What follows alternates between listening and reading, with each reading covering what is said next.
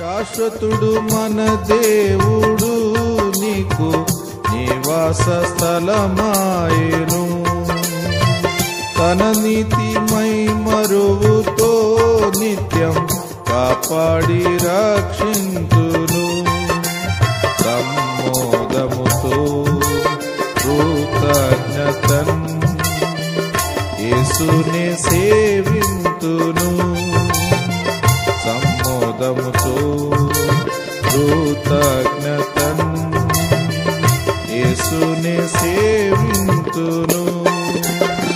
సర్వాధికారి ప్రభునగు దేవుడు ఏలుచున్నాడు మనలను తన వధువు సంఘముగా.